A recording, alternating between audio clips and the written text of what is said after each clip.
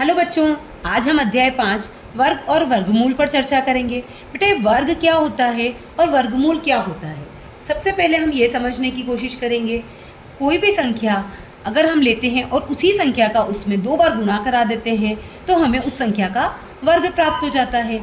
और जो हम ये लिखते हैं 1 के ऊपर 2, इसको बोलते हैं 1 की घात 2। 2 के ऊपर 2 जो लिखा है इसको बोलते हैं 2 की घात 2, 3 की घात 2, 4 की घात 2 और यहाँ पर लिखा है हमने 1 की घात 2। इसे लिखने में हमें ये ध्यान रखना है कि 1 की घात 2 को हम ऐसे 1 के ऊपर लिखें, 1 के साथ ना लिख दें, क्योंकि अगर 1 के साथ लिख दिया तो 12 बन जाएगा, जो कि गलत होगा। तो हमें इसे ऐसे लिखना होगा, 2 की घात 2 मतलब 2 के ऊपर 2 लिखना होगा। ऐसे हम नीचे नहीं लिख सकते हैं बिल्कुल, वरना ये 22 बन जाएगा, तो ये गलत होगा। तो देखिए 1 का 1 में गुणा करेंगे तो 1 आएगा, 2 का 2 में 4, 3 का 3 में 9, 4 का 4 में 16 और a का a में गुणा करेंगे तो क्या आएगा? हम a का a में गुणा तो नहीं कर सकते, तो हमको इसकी घात ही लगानी पड़ेगी। तो इसे हम फिर से पढ़ेंगे a की घात 2। तो संख्याओं के इस संग्रह को ही हम वर्ग कहते हैं, क्योंकि यह किसी वर्ग का क्षेत्रफल भी बनाते हैं। चूँकि वर्ग की भुजाएं समान होती है तो वर्ग का क्षेत्रफल का सूत्र क्या होता है? भुजा गुणित भुजा। क्षेत्रफल का सूत्र क्या हो जाएगा? भुजा गुणित भुजा होने के कारण भुजा की घात 2। उदाहरण के लिए यदि 2 सेंटीमीटर भुजा वाले वर्ग का क्षेत्रफल 4 सेंटीमीटर स्क्वायर होगा तो हम उसे कैसे लिख सकते हैं? 2 गुणित 2 बराबर 2 की घात 2 बराबर 4 सेंटीमीटर स्क्वायर। तो देखिए यहाँ पर हमें एक वर्ग दिया गया है, इसमें 4 वर्ग इकाई हैं, तो इसका क्षेत्रफल कितना हो जाएगा? 2 इधर है 2 इधर है, तो 2 का 2 में गुणा करेंगे तो 4। और देखिए कितनी वर्ग इकाई दिखाई दे रही है? 4। ऐसे ही यदि हमें पता हो कि वर्ग का क्षेत्रफल 9 सेंटीमीटर स्क्वायर है तो क्या हम बता पाएंगे कि इसकी भुजा कितनी होगी? तो देखिए अगर इसका क्षेत्रफल 9 है मतलब 1 2 3 4 5 6 7 8 9 वर्ग इकाई से ये वर्ग बना हुआ है, तो इसकी भुजा कितनी होगी? 1 2 3 1 2 3, तो 3/3 की भुजा होगी। और 3 का जब 3 में गुणा करते हैं तो हमें 9 प्राप्त होता है। देखो वर्ग संख्याओं के कुछ गुणधर्म भी होते हैं, जैसे कि अगर हम किसी संख्या का वर्ग निकालते हैं तो कुछ पैटर्न प्राप्त होता है। जैसे 1 का गुणा किया 1 में तो 1 आया, 2 का 2 में गुणा किया तो 4 आया, 3 का गुणा 3 में किया तो 9 आया। देखिए ये पैटर्न रिपीट हो रहा है, ये 1 जो है ये 9 पर भी आ रहा है, फिर 11 और फिर 19। इन संख्याओं के अंत में 1 आ रहा है। ऐसे ही 2 का वर्ग जो है उसका इकाई का अंक आ रहा है 4, वो का वही 8 में भी आ रहा है, फिर 12 और फिर 18, मतलब 2 और 8 फिर 12 और 18 सभी में 4 4 आ रहा है। तो देखिए पैटर्न कैसे फॉलो हो रहा है कि यदि हम 1 का वर्ग निकालते हैं तो 1 और 9 का वर्ग निकालते हैं तो 81, मतलब ये दोनों आपस में जोड़ा बना रहे हैं। यदि 1 या 9 कुछ भी संख्या इकाई में है तो उसका आंसर जो आएगा वर्ग का उसकी इकाई में 1 होगा। ऐसे ही 2 या 8 अगर इकाई की संख्याएँ हैं तो उसके आंसर में आएगा वर्ग में 4। ऐसे ही 3 और 7 है तो उसके आंसर में आएगा 9, और 4 और 6 तो उसके आंसर में 6 आएगा। ऐसे करके हम वर्ग संख्याओं के इकाई के अंक प्राप्त कर सकते हैं। तो देखिए दी गई सारणी को देखने से हमें ये पता चलता है कि किसी भी संख्या के वर्ग के इकाई के स्थान पे या तो 0 आएगा या 1 आएगा या 4 या 5 या 6 या 9 आएगा। 2 3 7 या 8 ये नहीं आ सकते। अगर किसी संख्या के इकाई के अंक पे 2 3 7 या 8 दिखाई दे रहे हैं तो हम साफ कह सकते हैं कि ये संख्या पूर्ण वर्ग नहीं है। यदि एक संख्या की इकाई के स्थान पर 1 या 9 आता है तो इसकी वर्ग संख्या के अंत में 1 आएगा। देखिए अगर 1 या 9 आएगा तो वर्ग संख्या के अंत में 1 आएगा। यदि किसी संख्या की इकाई के अंक पे 4 या 6 आता है तो उसकी वर्ग संख्या की इकाई के अंक पे 6 आएगा। ये रहा। ऐसे ही यदि किसी संख्या की इकाई के अंक पे 5 आ रहा है तो उसकी वर्ग संख्या का इकाई का अंक भी 5 होगा, क्योंकि 5 वाले में 5 का 25 5 ही आता है। और जो पूर्ण वर्ग संख्याएं होती हैं, जैसे 20 का गुणा कर रहे हैं तो 20 गुणित 20, तो 2 का 2 में गुणा करेंगे तो कितना आएगा? 4, और कितनी बार 0 है? 2, तो देखिए 2 बार आएंगे। तो 0 हमेशा सम संख्या में होंगे। जैसे इसमें अगर हम गुणा करते तो 3 और 3 का गुणा करेंगे 9, और 2 0 यहाँ के और 2 0 यहाँ के, तो सब मिला के हो गए 4 0, मतलब हमेशा सम संख्या में ही 0 आएंगे पूर्ण वर्ग संख्या में। तो 10 के वर्ग में हमारे पास आएंगे 2 0, 20 के वर्ग में भी आएंगे 2 0 और 100 के वर्ग में हमारे पास आ जाएंगे 4 0। वर्गमूल क्या होता है? यदि हमें किसी संख्या का वर्ग दिया गया है, जैसे 64 अगर वर्ग है तो इसकी वर्गमूल की संख्या होगी 8। इसे ज्ञात करने के लिए हम क्या करेंगे? वर्गमूल को हम इस चिन्ह द्वारा प्रदर्शित करते हैं। वर्गमूल का चिन्ह होता है ये, इसके द्वारा हम वर्गमूल को प्रदर्शित करते हैं। यदि हमें 64 का वर्गमूल निकालना है तो हम 64 को अंदर लिखेंगे, और यहाँ हम 2 लिख भी सकते हैं और नहीं भी लिख सकते, दोनों ही तरह से ये सही होगा। अब हम ऐसी संख्या निकालेंगे जिसका इसमें गुणा करने पर जिसका 2 बार गुणा करने पर 64 आ जाए। जैसे 8 का 8 में गुणा करेंगे तो कितना आएगा? 64। तो इसका वर्गमूल क्या हो जाएगा? 8। घटाने की संक्रिया के द्वारा वर्गमूल ज्ञात करना। किसी पूर्ण वर्ग संख्या में से 1 से प्रारंभ होने वाली क्रमागत विषम संख्याओं को बार बार घटाने पर 0 प्राप्त होता है। जितनी बार घटाया गया हो वही संख्या का वर्गमूल है। जैसे 25 में से 1 को घटाया तो आया 24। फिर 1 के बाद हमारी विषम संख्या आती है 3, तो 24 में से हम 3 को घटाएंगे, आंसर आएगा 21। फिर 21 में से हम 5 को घटाएंगे 16, 16 में से 7 को घटाएंगे तो आंसर आएगा 9, और फिर 9 में से 9 को घटाएंगे तो आंसर आ जाएगा 0। तो देखिए कितनी बार में आया? 1 2 3 4 5 बार में, तो इसका वर्गमूल होगा 5। अभाज्य गुणनखंड के द्वारा वर्गमूल ज्ञात करना। किसी पूर्ण वर्ग के अभाज्य गुणनखंड ज्ञात कर उनके वर्गमूल प्राप्त किए जा सकते हैं। किसी संख्या के वर्ग के अभाज्य गुणनखंडों की संख्या उस संख्या के अभाज्य गुणनखंडों की संख्या की दुगुनी होती है। आइए हम कुछ उदाहरण से देखते हैं। जैसे यहाँ 144 का वर्गमूल ज्ञात करना है, तो इसके अगर हम गुणनखंड निकालें तो 2 गुणित 2 गुणित 2 गुणित 2 गुणित 3 गुणित 3 आएगा। इसमें से अगर हम जोड़े बना लें, इन 2 में से एक जोड़ा, फिर इन 2 का एक जोड़ा और इन 3 का एक जोड़ा, दो संख्याओं को एक जैसी को हमने साथ साथ में ले लिया है। तो देखिए 2 की घात 2, 2 की घात 2 और 3 की घात 2 बन गया। इसमें से घात 2 हमने सबकी कॉमन ले ली है, और जब हम वर्गमूल लेते हैं तो घात को हम हटा देते हैं, तो ये आ गया। ऐसी संख्या जिसके गुणनखंड 2 के जोड़े में नहीं बनते हैं वह पूर्ण वर्ग संख्या नहीं होती है। जैसे ये 72 है, इसके जब हमने अभाज्य गुणनखंड करे तो हमें प्राप्त हुआ 2 गुणित 2 गुणित 3 गुणित 3 गुणित 2।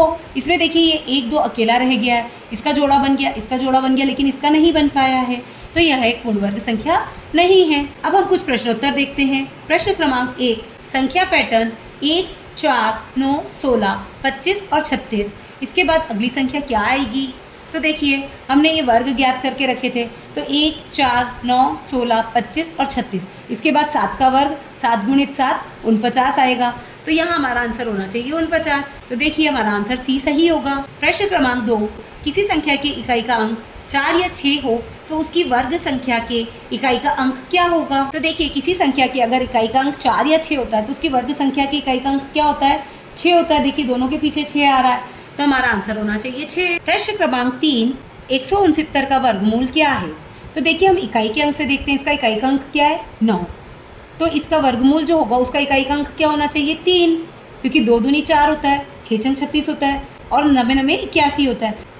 क्योंकि देखिए 2 गुणित 2 4, 9 गुणित 9 81 मतलब 1, 6 गुणित 6 36 मतलब 6, लेकिन 3 गुणित 3 9 आ रहा है, तो इसका इकाई का अंक 9 आ रहा है और हमें भी इकाई का अंक 9 चाहिए, तो हमारा आंसर डी होना चाहिए। प्रश्न क्रमांक 4, किसी 6 सेंटीमीटर भुजा वाले वर्ग का क्षेत्रफल क्या होगा? तो जब 6 का 6 में गुणा करते हैं तो 36 आता है, लेकिन हमें सेंटीमीटर की भी घात 2 लगानी पड़ेगी। हम ये वाला आंसर नहीं ले सकते हैं, बी वाला।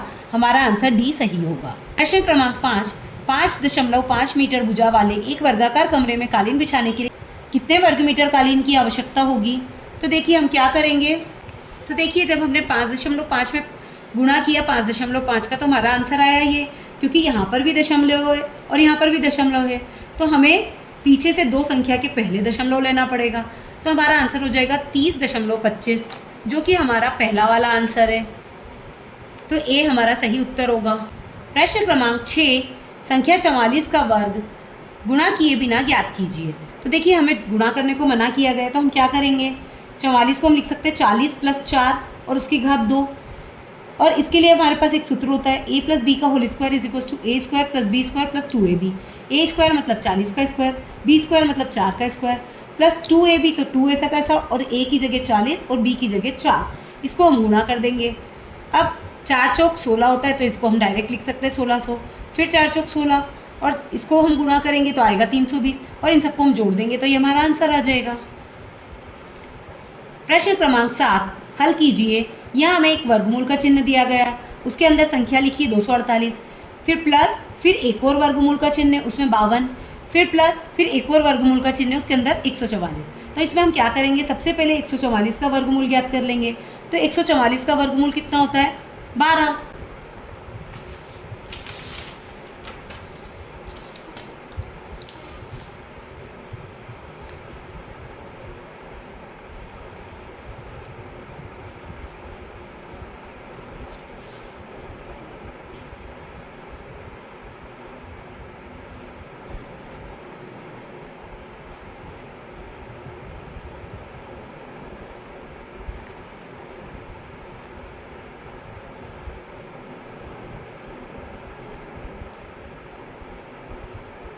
तो देखिए 144 का वर्गमूल ज्ञात करने के लिए सबसे पहले हम इसके अभाज्य गुणनखंड ज्ञात कर लेंगे। जो अभाज्य गुणनखंड आए उसका हम यहाँ पे संख्या लिख देंगे सारी, फिर इसके दो दो के जोड़े बना देंगे। वर्गमूल ज्ञात करने के लिए हमने इसके दो के जोड़ों में से एक एक संख्या ले ली है। तो देखिए 2 × 2 × 3 बराबर 12। तो 144 का वर्गमूल कितना होगा? 12। तो यहाँ पर हमने 144 के वर्गमूल का चिन्ह हटा के 12 लिख दिया।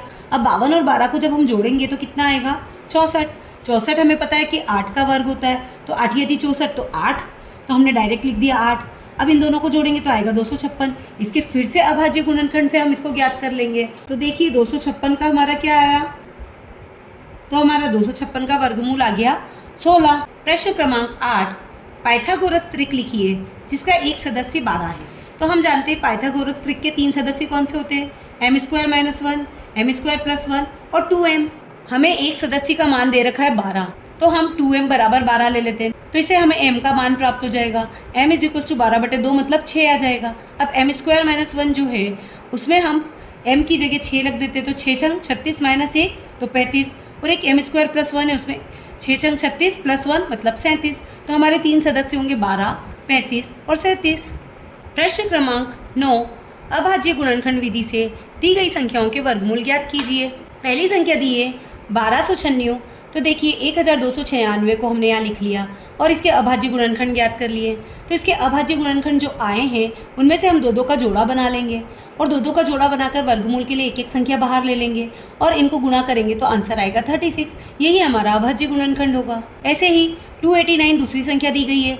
इसके अभाज्य गुणनखंड ज्ञात करने के लिए 17 एक अभाज्य संख्या है, 289 उसका वर्ग होता है, तो ये सिर्फ और सिर्फ 17 से ही इसका भाग जाएगा। तो इसको हम 17 से 2 बार भाग दे देंगे और हमारा अभाज्य गुणनखंड आ जाएगा 17 × 17, तो इसका वर्गमूल होगा 17।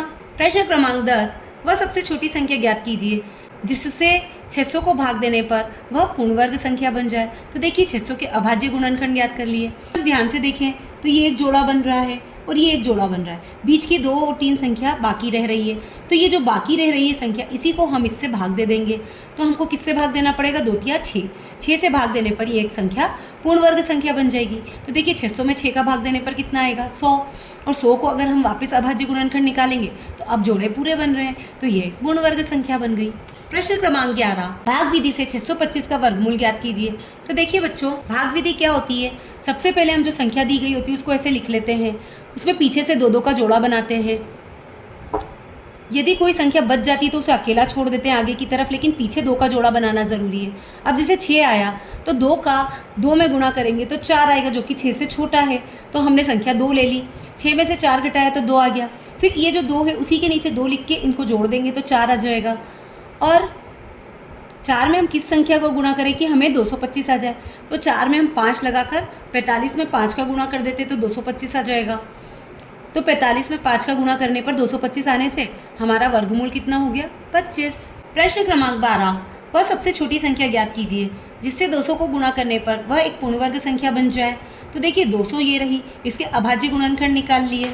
अब इसके जोड़े बनाकर देखते हैं तो बच कौन रहा है? 2। तो अगर हम 1 और 2 दे देते हैं, 1 और 2 का गुणा करा देते हैं तो ये एक पूर्ण वर्ग संख्या बन जाएगी। तो हमने इसमें 1 और 2 का गुणा करा दिया, तो 1 और 2 का गुणा कराने पे कितना आ गया? 400, जो कि एक पूर्ण वर्ग संख्या है। प्रश्न क्रमांक 13, 12 और 21 ऐसी अद्भुत संख्याओं के युग्म है कि वे इनके वर्ग 144 और 441 एक दूसरे के अंक पलटने से प्राप्त होते हैं। क्या आप इसी अन्य संख्याओं के युग्म प्राप्त कर सकते हैं? तो देखिए 12 का वर्ग अगर हम निकालते तो आता है 144 और 21 का अगर 21 में गुणा करते तो आता है 441।